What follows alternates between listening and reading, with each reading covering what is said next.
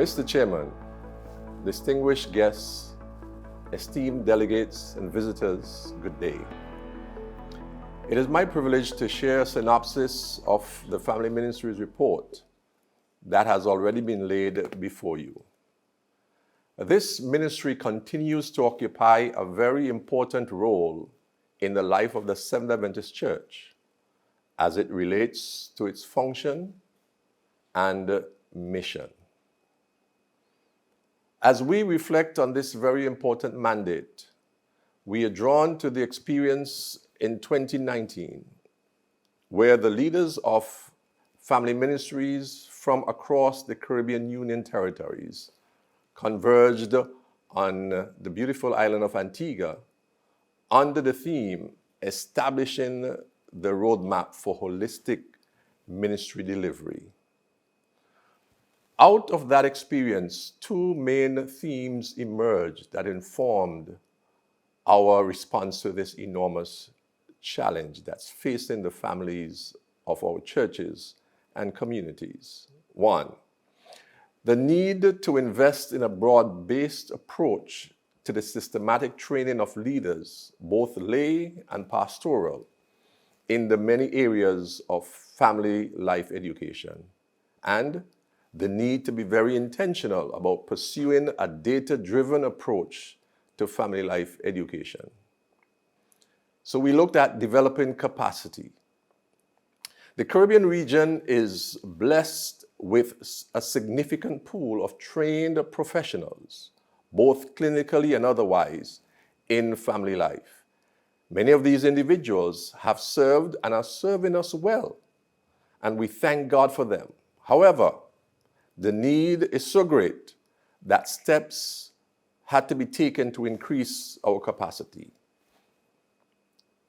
One such initiative in doing this was a strategic partnership with the University of the Southern Caribbean in the establishment of a Family Life Institute with the primary purpose of training a cadre of family life educators to respond to the expanding challenges that our families are facing throughout our region.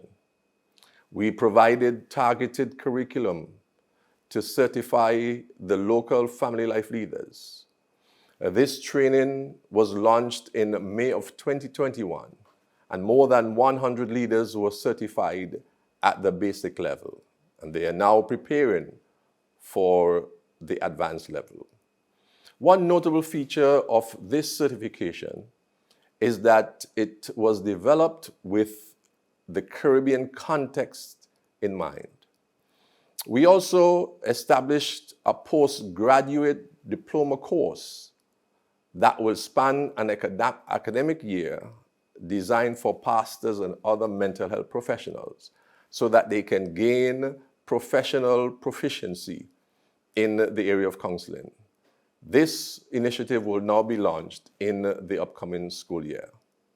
The course listed outline speaks for itself.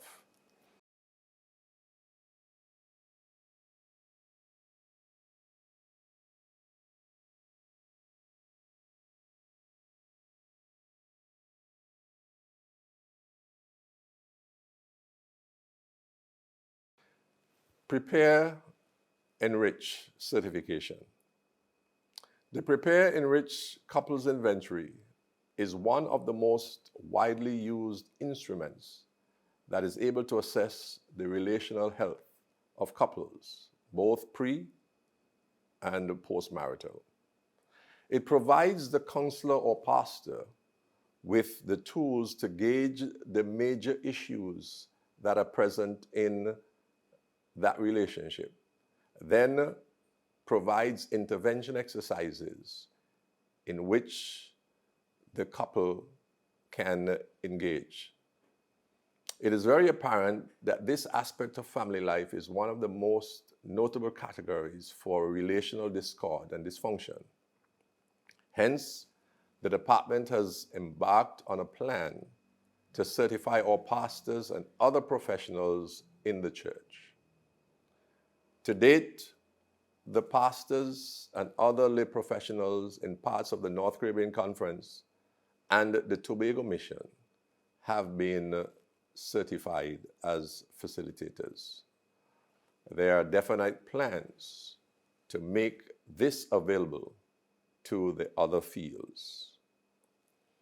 Then, General Conference certification. The Caribbean Union family ministry leaders joined the other English-speaking unions for the revised Family Life Education certification, levels 1 and 2. This certification is now endorsed by the General Conference and issued by Andrews University. All the directors across the Union territory, along with lay professionals, attended, and an appreciable number completed all the requirements and are certified.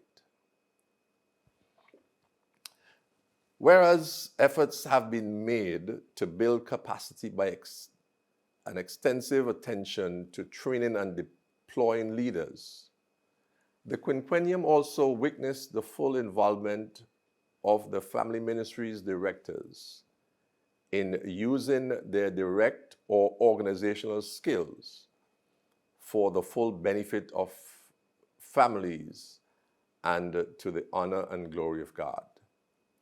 It has been a privilege associating and collaborating with many of them in the various fields of our union. The following is a sampling of some of the initiatives that were implemented in some of our territories. And then, in addition to the outstanding work of our local family ministries directors, the department at the union level determined some priorities with reference to some basic pillars of family relations. During the quinquennium, 3 seminars were developed and made available to all our conferences and missions. The first one, Principles of Relationship Building. This was designed to help people to understand the outline of the building blocks of relationships and to explore the dynamics of how those building blocks interact with each other to form relations. Then marriage enrichment seminars with a specific emphasis on divorce prevention. And the third seminar that was developed by the union is Parenting in the 21st Century. The emphasis on parenting in the postmodern era. These seminars were well received because it was the belief that they were meeting felt needs. It is our plan, our intention to continue this menu in the ensuing term. Men's ministry. Men's ministry is still a work in progress. Even though the visibility and focus are not at the desired level, most of the fields are seeking to fulfill this divine mandate given to us for the department. There are notable efforts by the Tobago Mission and the Guyana Conference to have designated directors who are not attached to family ministries. This is a positive optic for those fields. But nonetheless, the other directors who have it attached have been doing an outstanding job in advancing the cause. During the period of review, there is the consistent hosting of Men's Ministry Week in the month of July.